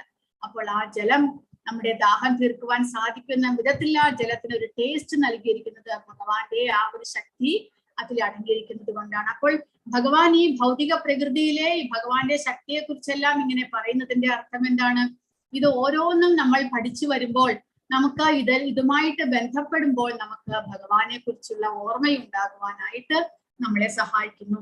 അപ്പോൾ ഓരോ തവണയും നമ്മൾ ജലം കുടിക്കുമ്പോൾ നമുക്ക് ഓർമ്മ വരും ഭഗവാന്റെ ശക്തിയാണ് ഇതിൽ അടങ്ങിയിരിക്കുന്നത്. പിന്നെയോ പ്രഭാസ്മി ശശിസൂര്യയോഹോ, സൂര്യന്റെയും ചന്ദ്രന്റെയും ആ പ്രഭ, ആ തേജസ് ഭഗവാനിൽ നിന്ന് വന്നിരിക്കുന്നു. സൂര്യനെ രാവിലെ കാണുമ്പോൾ നമ്മൾ തീർച്ചയായിട്ടും വന്ദിക്കും. ആ ഭഗവാന്റെ ശക്തിയാലാണ് സൂര്യന് ഇത്രമാത്രം പ്രകാശം ഉണ്ടായിരിക്കുന്നത് നമുക്ക് മനസ്സിലാക്കുവാൻ സാധിക്കുന്നു. നമ്മൾ സൂര്യനിൽ ഭഗവാനെ നമുക്ക് കാണുവാൻ സാധിക്കും. നമുക്ക് നേരിട്ട് ഭഗവാനെ കൃഷ്ണനെ ദർശിക്കുവാൻ സാധ്യമല്ല, പക്ഷെ സൂര്യനിലൂടെ നമുക്ക് ആ ഭഗവാൻ കൃഷ്ണനെ ദർശിക്കുവാനായിട്ട് നമുക്ക് സാധിക്കുന്നു. ഓംകാരം, ഓരോ തവണയും ഓംകാരം ഉരുവിടുമ്പോൾ പ്രണവ സർവവേദേഷു, ഭഗവാന്റെ ആ ഒരു ശക്തിയെ നമുക്ക് മനസ്സിലാക്കുവാൻ അതിലൂടെ സാധിക്കുന്നു. പുണ്യോഗന്ധഃ പൃഥിവ്യാം ച തേജസ്വാസ്മി വിഭാവസൗ ജീവനം സർവഭൂതേഷു തപശ്ചാസ്മി തപസ്വിഷു. ഭൂമിയിൽ പുണ്യഗന്ധമായും തീയിലെ ചൂടായും ജീവജാലങ്ങളിലെല്ലാം ജീവനായും തപസ്സികളിൽ തപസ്സായും കുടികൊള്ളുന്നത് ഞാൻ തന്നെ. ബീജം മാം സർവഭൂതാനാം വിദ്ധി പാർത്ഥ സനാതനം. ബുദ്ധിർ ബുദ്ധിമതാമസ്മി തേജസ് തേജസ്വിനാമഹം. സർവജീവജാലങ്ങളുടെയും ആദി ബീജം ഞാനാണ് എന്ന് നീ അറിയണം. ബുദ്ധിമാന്മാരുടെ ബുദ്ധിയും ശക്തിയും തേജസ്വികളുടെ തേജസ്സും ഞാൻ തന്നെ. ബലം ബലവതാം ചാഹം കാമരാഗവിവർജിതം. ധർമാവിരുദ്ധോ ഭൂതേഷു കാമോസ്മി ഭരതർഷഭ. ഞാനാണ് ബലവാന്മാരുടെ കാമരാഗവിവർജിതമായ ബലം. ധർമ്മവിരുദ്ധമല്ലാത്ത ലൈംഗിക ജീവിതവും ഞാൻ തന്നെ. ഏ ചൈവ സാത്വിക ഭാവ രാജസാസ്താമസാശ്ചയേ മത്തയേ വേദിതാൻ വിദ്ധി നത്വഹം തേഷു തേ മയി. സാത്വികങ്ങളും രാജസങ്ങളും താമസങ്ങളുമായ എല്ലാ അവസ്ഥകളും എന്റെ ശക്തിയുടെ ബഹിസ്ഫുരണങ്ങളാണ്. ഒരർത്ഥത്തിൽ അവയെല്ലാം ഞാൻ തന്നെ. എങ്കിലും ഞാൻ അവയ്ക്ക് അധീനനല്ല. ഞാൻ ഭൗതിക ഗുണങ്ങൾക്ക് അധീനനല്ല, മറിച്ച് അവയെല്ലാം എന്നിൽ നിലകൊള്ളുന്നു. അപ്പോൾ സത്വരജസ് തമോ ഗുണങ്ങളെല്ലാം ഭഗവാന്റെ ശക്തിയാലാണ് അധിഷ്ഠിതമായിരിക്കുന്നത് എന്ന് ഭഗവാൻ പറയുന്നു. അവയ്ക്ക് എല്ലാത്തിനും ആധാരം ഭഗവാനാണ്. സത്വരജസ് തമോ ഗുണങ്ങളുടെ നിയന്താവ് ഭഗവാനാണ്. ഭഗവാന്റെ ഇച്ഛയ്ക്കനുസരിച്ചാണ് ഭൗതിക പ്രകൃതിയിൽ ഈ സത്വരജസ് തമോ ഗുണങ്ങൾ പ്രവർത്തിക്കുന്നത്. അതായത് ഭൗതിക പ്രകൃതി പ്രവർത്തിക്കുന്നത് ഈ 3 ഗുണങ്ങളുടെ പ്രഭാവത്താലാണ്. ഭൗതിക പ്രകൃതിയിൽ പ്രവർത്തിക്കുന്നത് ആരാണ്? നമ്മൾ ജീവാത്മാക്കൾ. ഓരോ ശരീരം എടുത്തുകൊണ്ട് ഈ ഭൗതിക പ്രകൃതിയിൽ പ്രവർത്തിക്കുന്നു. നമ്മുടെ നിലനിൽപ്പിനായിക്കൊണ്ട് നമ്മൾ പ്രവർത്തിക്കുന്നു. ആ പ്രവൃത്തിയുടെ ആധാരം, നമ്മുടെ പ്രവൃത്തിയുടെ ആധാരം ഈ സത്വരജസ് തമോ ഗുണങ്ങളാണ്. നമ്മൾ ഈ 3 ഗുണങ്ങൾക്ക് അടിമപ്പെട്ടിട്ടാണ് നമ്മൾ പ്രവൃത്തികൾ ചെയ്യുന്നത് എന്ന് മനസ്സിലാക്കണം. നമ്മുടെ ഓരോ പ്രവൃത്തിയും നമ്മൾ പരിശോധിച്ചാൽ അതിൽ ഈ 3 ഗുണങ്ങളുടെ വേരിയേഷൻ, അത് ഏറ്റക്കുറച്ചിലുകൾ നമുക്ക് കാണുവാൻ സാധിക്കും. നമുക്ക് രാവിലെ ഉണ്ടായിരുന്ന നമ്മുടെ സ്വഭാവമായിരിക്കില്ല ഉച്ചയ്ക്ക് ഉണ്ടായതായിരിക്കില്ല വൈകുന്നേരം. രാത്രി വേറെ സ്വഭാവമായിരിക്കും. അത് മാറി മറിഞ്ഞുകൊണ്ടേയിരിക്കും. ഈ 3 ഗുണങ്ങൾ നമ്മളിൽ എങ്ങനെ സ്വാധീനം ചെലുത്തുന്നു, അതിനനുസരിച്ച് നമ്മുടെ പ്രവൃത്തിയും സ്വഭാവവും നമ്മുടെ പെരുമാറ്റവും എല്ലാം മാറിക്കൊണ്ടിരിക്കും. ഈ 3 ഗുണങ്ങൾ ഭഗവാന്റെ ശക്തിയാണ് എന്നാണ് ഭഗവാൻ പറയുന്നത്. പക്ഷെ എങ്കിലും ഭഗവാൻ അതിന് അധീനനല്ല. ഈ 3 ഗുണങ്ങൾക്ക് അധീനനായിട്ടല്ല ഭഗവാൻ പ്രവർത്തിക്കുന്നത്. പിന്നെയോ ഭഗവാന് അധീനരായിട്ടാണ് ഈ 3 ഗുണങ്ങൾ പ്രവർത്തിക്കുന്നത്. ആ 3 ഗുണങ്ങളും ഭഗവാന്റെ ശക്തിയാണ് എന്നാണ് ഭഗവാൻ പറയുന്നത്. ത്രിഗുണങ്ങൾ ഭഗവാന്റെ നിയന്ത്രണത്തിലാണ്. അതുകൊണ്ട് എന്ത് ചെയ്യണം? നമ്മൾ ഭഗവാന്റെ നിയന്ത്രണത്തിലായതുകൊണ്ട് ഈ ത്രിഗുണങ്ങളെ മറികടക്കുവാൻ നമ്മൾ ഭഗവാന് ശരണം പ്രാപിക്കുക, ഭഗവാന് സ്വയം സമർപ്പിക്കുക എന്നാണ് ഭഗവാൻ പറയുന്നത്. ത്രിഭിർഗുണമയൈർഭാവൈരേഭിഃ സർവമിദം ജഗത് മോഹിതം നാഭിജാനാതി മാമേത്യ പരമവ്യയം. ഭഗവാൻ പറയുന്നത് ഈ ത്രിഗുണങ്ങളാൽ വ്യാമോഹിതമായ ലോകം ഇവയ്ക്ക് അതീതനും അവ്യയനുമായ എന്നെ അറിയുന്നില്ല. അങ്ങനെ നമ്മൾ ഈ 3 ഗുണങ്ങൾക്ക് അടിമപ്പെട്ടുകൊണ്ട് 3 ഗുണങ്ങളുടെ പ്രേരണയാൽ നമ്മൾ പ്രവർത്തിക്കുമ്പോൾ, സാത്വിക രാജസിക താമസിക ഗുണങ്ങൾക്ക് വിധേയരായിട്ട് നമ്മുടെ പ്രവർത്തനങ്ങൾ നീണ്ടുപോകുമ്പോൾ നമ്മൾ സ്വയം ആസ്വദിക്കുവാൻ ശ്രമിക്കുകയാണ്, സ്വാർത്ഥതയിലാണ്, ഭൗതിക സുഖഭോഗങ്ങളെ അനുഭവിക്കാൻ ശ്രമിക്കുന്നു. അങ്ങനെയെല്ലാം നമ്മൾ ചെയ്തുകൊണ്ടിരിക്കുമ്പോൾ ഇവയ്ക്കെല്ലാം നിയന്താവായിട്ടുള്ള, ഇവയ്ക്കെല്ലാം ഉറവിടമായിട്ടുള്ള ഭഗവാനെ നമ്മൾ മറന്നു പോകുന്നു. ആ ഭഗവാനുമായിട്ട് നമുക്കുള്ള ബന്ധത്തെ നമ്മൾ മറന്നു പോകുന്നു. പൂർണ്ണമായിട്ടും ഈ ഭൗതികതയിൽ ഈ 3 ഗുണങ്ങൾക്ക് അടിമപ്പെട്ടു പോകുന്നു. നമ്മൾ പൂർണ്ണമായിട്ടും അജ്ഞതയിൽ മുഴുകിപ്പോകുന്നു. അതാണ് നമ്മുടെ മായ എന്ന് പറയുന്നത്. അങ്ങനെ ഭഗവാനെ നമ്മൾ മറന്നിരിക്കുന്ന അവസ്ഥയാണ് മായ. ഭഗവാനെ നമ്മൾ ഓർത്തുകൊണ്ടിരിക്കുമ്പോൾ നമ്മൾ മായയിൽ നിന്ന് മോചിതരാകുന്നു. അതുകൊണ്ടാണ് 24 മണിക്കൂറും നിരന്തരം ഭഗവാന്റെ സ്മരണയിൽ നമ്മൾ ഇരിക്കണം എന്ന് പറയുന്നത്. ഒരു നിമിഷം ഭഗവാനെ നമ്മൾ മറക്കുമ്പോൾ ഈ മായ നമ്മളെ പിടികൂടുന്നു. മായ എന്ന് പറയുമ്പോൾ ഏതൊന്നാണോ ഇല്ലാത്തത് അതാണ് മായ. കാരണം ശാശ്വതമായ നിലനിൽപ്പ് ഭഗവാന് മാത്രമേ ഉള്ളൂ. ഭഗവാനെ വിട്ട് നമ്മൾ ചിന്തിക്കുമ്പോൾ നമ്മൾ മായയ്ക്ക് അധീനരാകുന്നു, ഈ 3 ഗുണങ്ങൾക്ക് അധീനരാകുന്നു. അത് വേണ്ട എന്നുണ്ടെങ്കിൽ നമ്മൾ നിരന്തരം ഭഗവത് സ്മരണയിൽ ഭഗവാന്റെ നാമജപത്തിൽ മുഴുകിക്കൊണ്ടിരിക്കുക. പക്ഷേ ഭഗവാൻ പറയുന്നു നമ്മൾ ഇങ്ങനെ വ്യാമോഹിതരമായ, ഭഗവാൻ പറഞ്ഞില്ലേ ആയിരക്കണക്കിന് ജനങ്ങളിൽ ഒരാൾ മാത്രമേ ഭഗവാനെ അറിയാൻ പ്രയത്നിക്കുന്നുള്ളൂ. കാരണം എന്താണ്? എല്ലാവരും ഈ സത്വരജസ്തമോ ഗുണങ്ങൾക്ക് അടിമപ്പെട്ടുകൊണ്ട് ആ വ്യാമോഹത്തിലാണ് പ്രവർത്തിക്കുന്നത്. അങ്ങനെയുള്ളപ്പോൾ നമുക്ക് ഭഗവാനെ സ്മരിക്കുവാനോ ഭഗവാനുമായിട്ട് ബന്ധപ്പെടുവാനോ നമുക്ക് സാധിക്കുന്നില്ല. അത്രയേറെ ശക്തിയാണ് ഈ മായയ്ക്കുള്ളത്. അങ്ങനെ ഭഗവാനെ എല്ലാത്തിന്റെയും ഉത്ഭവസ്ഥാനമായ ഭഗവാനെ നമ്മൾ മറന്നു പോകുന്നു. ദേവി ഹേഷാ ഗുണമയീ മമ മായാ ദുരത്യയാ മാമേവയേ പ്രപദ്യന്തേ മായാമേതാം തരന്തിതേ. ഭഗവാൻ പറയുന്നത് ഈ ഗുണമയീമായ ഭഗവാന്റെ ശക്തിയാണ്, ദേവി മായയാണ്. ദേവി എന്ന് പറയുമ്പോൾ ദൈവികമായിട്ടുള്ള ഭഗവാന്റെ തന്നെ ശക്തി ആയതുകൊണ്ട് ആ മായ ദൈവികമാണ് എന്ന് ഭഗവാൻ പറയുന്നു. 3 പ്രകൃതി ഗുണങ്ങൾ അടങ്ങിയ എന്റെ ദിവ്യ ശക്തിയെ അതിജീവിക്കുക എളുപ്പമല്ല. എന്നാൽ എനിക്കായി സ്വയം സമർപ്പിക്കുന്നവർക്ക് അത് നിഷ്പ്രയാസം സാധിക്കും. ഭഗവാന്റെ ശക്തിയാണ് ഈ മായ. 3 ഗുണങ്ങൾ അടങ്ങിയിട്ടുള്ള ഈ പ്രകൃതി എന്ന് പറയുന്നത് ഭഗവാന്റെ ശക്തിയാണ്. അതിനെ മറികടക്കുക നിസ്സാരമല്ല. നമുക്ക് നമ്മുടെ സ്വന്തം ശക്തിയാൽ അതിനെ മറികടക്കുവാൻ സാധ്യമല്ല. പക്ഷെ ഭഗവാന്റെ ശക്തി ആയതുകൊണ്ട് ഭഗവാനെ നമ്മൾ ശരണം പ്രാപിച്ചാൽ ഈ മായ നമ്മളെ വിട്ടൊഴിയുന്നു. അതാണ് ഭഗവാൻ പറയുന്നത്, എന്നെ ശരണം പ്രാപിക്കുക. മാമേവയെ പ്രപദ്യത്തെ, മാം ഏവ, എന്നെ മാത്രം, ഭഗവാനെ മാത്രം ശരണം പ്രാപിക്കണം. വേറെ ആരെയും ശരണം പ്രാപിച്ചിട്ട് കാര്യമില്ല. കാരണം എന്താണ്? ഈ ഗുണമയീമായ ഭഗവാന്റെ ശക്തി ആയതുകൊണ്ട് ഭഗവാനെ ശരണം പ്രാപിക്കുന്നവരെ ഈ മായ വിട്ടൊഴിയുന്നു. അതാണ് ഭഗവാൻ പറയുന്നത്, മായാമേതാം തരന്തിത, എന്നെ ശരണം പ്രാപിച്ചാൽ ഈ മായയെ മറികടക്കുവാൻ സാധിക്കും എന്ന് ഭഗവാൻ പറയുന്നു. കാരണം ഭഗവാന്റെ ശക്തി ആയതുകൊണ്ട്. ആരുടെ ശക്തിയാണോ അവരെ നമ്മൾ ശരണം പ്രാപിക്കണം. അപ്പോൾ ഈ മായാശക്തി നമ്മളെ വിട്ടുപോകാൻ സാധ്യതയുണ്ട്. അല്ലെങ്കിലോ നമ്മൾ നിത്യബദ്ധർ. അങ്ങനെയാണെങ്കിൽ നമ്മൾ നിത്യമുക്തരാകുന്നു. ഭഗവാനെ ശരണം പ്രാപിച്ച് മായയെ മറികടന്നാൽ നമുക്ക് നിത്യമുക്തരായി ഭഗവത് ധാമത്തിലേക്ക് പോകുവാൻ സാധിക്കും. അല്ലെങ്കിലോ മായയ്ക്ക് അടിമപ്പെട്ട് കഴിഞ്ഞാൽ നമ്മൾ നിത്യബദ്ധർ എന്ന് വിളിക്കുന്നു. നിത്യബദ്ധരായിട്ട് എന്നെന്നും ബന്ധനത്തിലാക്കപ്പെടുന്ന അവസ്ഥയാണ് നമുക്കുണ്ടാവുക. പരമപുരുഷന് എണ്ണമറ്റ ശക്തികളുണ്ട്. ഇതെല്ലാം ദിവ്യമായ ശക്തികളാണ്. ജീവാത്മാക്കൾ എല്ലാം അവിടുത്തെ ശക്തിയുടെ അംശങ്ങളാകയാൽ അവയ്ക്കും ദിവ്യത്വമുണ്ട്. പക്ഷേ ഭൗതിക ശക്തിയുമായുള്ള സമ്പർക്കം കൊണ്ട് അതിന്റെ മൗലികമായ ദിവ്യ പ്രഭാവം മൂടപ്പെട്ടിരിക്കുന്നു. നമ്മളും ഭഗവാന്റെ ശക്തി ആയതുകൊണ്ട് നമുക്കും ഭഗവാന്റെ പോലുള്ള ദിവ്യത്വമുണ്ട്. നമ്മളും ആധ്യാത്മികരാണ്, അവ്യയരാണ്, അനാദിയാണ്, ശാശ്വതരാണ്. പക്ഷെ അതെല്ലാം അതീന്ദ്രിയരാണ്. അതെല്ലാം നമ്മൾക്ക് ആ അജ്ഞാനം എന്നുള്ള ഒരു ആവരണം നമ്മളെ മൂടിയിരിക്കുന്നു. നമുക്ക് അതിനെക്കുറിച്ചുള്ള അറിവില്ല. നമ്മുടെ ആ ശക്തി നമുക്ക് പുറത്തെടുക്കുവാൻ സാധിക്കുന്നില്ല. ആ അതീന്ദ്രിയമായ ശക്തിയാൽ പ്രവർത്തിക്കാൻ നമുക്ക് സാധിക്കുന്നില്ല. കാരണം ഈ സത്വരജസ്തമോ ഗുണങ്ങളുടെ പ്രഭാവം കൊണ്ട്, അജ്ഞാനം കൊണ്ട് നമ്മുടെ ആ ജീവാത്മാവിന് ഒരാവരണം വന്നിരിക്കുന്നു. അതിന്റെ ദിവ്യ ശക്തിയെ മൂടപ്പെട്ടിരിക്കുന്നു എന്നാണ് പറയുന്നത്. തങ്ങളെ ആവരണം ചെയ്യുന്ന ഭൗതിക ശക്തിയുടെ സ്വാധീനതയെ ജീവാത്മാക്കൾക്ക് അതിജീവിക്കാൻ ആവില്ല.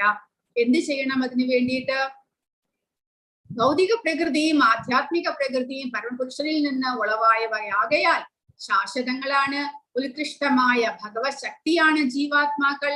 ഭൗതികമായ അധമ പ്രകൃതിയുടെ സമ്പർക്കത്താൽ മാലിന്യം പൂണ്ട് അവരുടെ വ്യാമോഹവും ശാശ്വതമാണ്. അതുകൊണ്ട് ഉപാധിബദ്ധനായ ആത്മാവിനെ നിത്യബദ്ധൻ എന്ന് പറയുന്നു. എന്നേക്കും ബന്ധനത്തിൽപ്പെട്ടവരാണ് നമ്മളെല്ലാം. കാരണം എന്താണ്? ഭൗതിക പ്രകൃതിയുമായിട്ട് സമ്പർക്കം പൂണ്ടിട്ട് നമ്മൾ മാലിന്യം പൂണ്ട ഒരു അവസ്ഥ സ്വീകരിച്ചിരിക്കുന്നു. ആ അവസ്ഥയും ശാശ്വതമാണ് എന്ന്. കാരണം നമ്മൾ ഭഗവാൻ പറഞ്ഞതുപോലെ ആയിരക്കണക്കിന് ഒരാൾ മാത്രമേ ശ്രമിക്കുമ്പോൾ, ഭഗവാനെ അറിയുവാൻ ശ്രമിക്കുമ്പോൾ, മറ്റുള്ള 1000 പേരും 999 പേരും ഇവിടെ ഭൗതിക പ്രകൃതിയിൽ നിത്യബദ്ധരായിട്ടിരിക്കുന്നു. ഒരാൾ മാത്രമാണ് പരിശ്രമിക്കുന്നത് ഭഗവാനെ അറിയുവാൻ. മറ്റുള്ളവരെല്ലാവരും ബന്ധനത്തിലാണ്. കാരണം നമ്മൾ ആ വ്യാമോഹത്തിലായതുകൊണ്ട്. അതുകൊണ്ട് നമ്മളെ നിത്യബദ്ധർ എന്ന് വിളിക്കുന്നു. എന്നെന്നും ബന്ധനത്തിലാണ് എന്ന്. ഭൗതിക ശക്തിയെ നയിക്കുന്നത് ജീവാത്മാവിന് അതിജീവിക്കാനാകാത്ത ഭഗവാന്റെ ഇച്ഛയാണ്. അതുകൊണ്ടാണ് ആ ശക്തിയെ ദിവ്യശക്തി എന്ന് പറയുന്നത്. ഗുണം എന്ന വാക്കിന് കയർ എന്നും ഒരർത്ഥമുണ്ട്. ബദ്ധനായ ജീവൻ വ്യാമോഹത്തിന്റെ പാശങ്ങളാൽ കെട്ടിവരിയിക്കപ്പെട്ടിരിക്കുകയാണ്. കൈകാലുകൾ ബന്ധിക്കപ്പെട്ട ഒരാൾക്ക് സ്വയം സ്വതന്ത്രനാകാൻ വയ്യ. ബന്ധനത്തിൽ പെടാത്ത ഒരാൾ അയാളെ സഹായിക്കണം. ബദ്ധനെ സഹായിക്കാൻ കഴിയില്ല. രക്ഷകൻ സ്വതന്ത്രനായിരിക്കണം. അതിനാൽ കൃഷ്ണനോ കൃഷ്ണനെ പ്രതിനിധീകരിക്കുന്ന വിശ്വാസനായ ഗുരുവിനോ മാത്രമേ ബദ്ധനായ ജീവാത്മാവിനെ മോചിപ്പിക്കാൻ കഴിയൂ. അതായത് ഈ ഗുണം എന്ന് പറയുമ്പോൾ ത്രിഗുണങ്ങൾ എന്ന് നമ്മൾ പറയുന്നു. ഗുണം എന്ന വാക്കിന് കയർ എന്ന ഒരു അർത്ഥവും കൂടെ സംസ്കൃതത്തിലുണ്ട്. അതായത് നമ്മൾ നിത്യബദ്ധരായിരിക്കുന്നു. ഈ 3 ഗുണങ്ങളാൽ കെട്ടി വരിയിക്കപ്പെട്ടിരിക്കുകയാണ് നമ്മൾ. ഈ 3 ഗുണങ്ങളാൽ ബന്ധനത്തിലാക്കപ്പെട്ടിരിക്കുകയാണ് നമ്മൾ എന്ന്.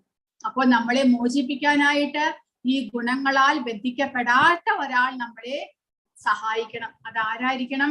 ഭഗവാൻ, അല്ലെങ്കിൽ ഭഗവാന്റെ വിശ്വസ്തനായിട്ടുള്ള ഭഗവത് ഭക്തനായിട്ടുള്ള ശുദ്ധഭക്തനായ ഒരാചാര്യൻ. അവർക്ക് 2 പേർക്ക് മാത്രമേ നമ്മളെ മോചിപ്പിക്കുവാനായിട്ട് സാധിക്കുകയുള്ളൂ.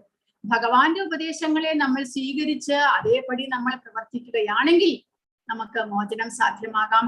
അല്ലെങ്കിൽ ഭഗവത് ഭക്തനായ ഒരു ആചാര്യന്റെ ശിഷ്യത്വം സ്വീകരിച്ചുകൊണ്ട് അദ്ദേഹത്തിന്റെ ഉപദേശങ്ങളെ സ്വീകരിച്ചുകൊണ്ട് നമ്മൾ പ്രവർത്തിക്കുകയാണെങ്കിലും നമ്മൾക്ക് മോചിതരാകാം.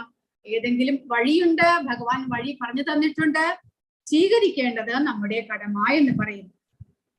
അങ്ങനെ ഒരു വിശിഷ്ട സഹായി ഇല്ലാതെ ഭൗതിക പ്രകൃതിയുടെ ബന്ധനത്തിൽ നിന്ന് ആർക്കും വിട്ടുപോകാൻ സാധ്യമല്ല. ഭക്തിപൂർവമായ സേവനം അഥവാ കൃഷ്ണാവബോധം കൊണ്ട് മോചനം നേടാം എന്ന് പറയുന്നു. ഇനിയും ഭഗവാൻ പറയുന്നത് 4 വിധത്തിലുള്ള ജനങ്ങൾ ഭഗവാനെ ആരാധിക്കുന്നില്ല. വീണ്ടും 4 വിധത്തിലുള്ള ജനങ്ങൾ ഭഗവാനെ ആരാധിക്കുന്നു. ഇവരെല്ലാം ആരാണ് എന്ന് അടുത്ത ക്ലാസ്സിലൂടെ നമുക്ക് മനസ്സിലാക്കാനായിട്ട് ശ്രമിക്കാം. ഹരേ കൃഷ്ണ. ആർക്കെങ്കിലും എന്തെങ്കിലും ചോദ്യങ്ങളോ സംശയം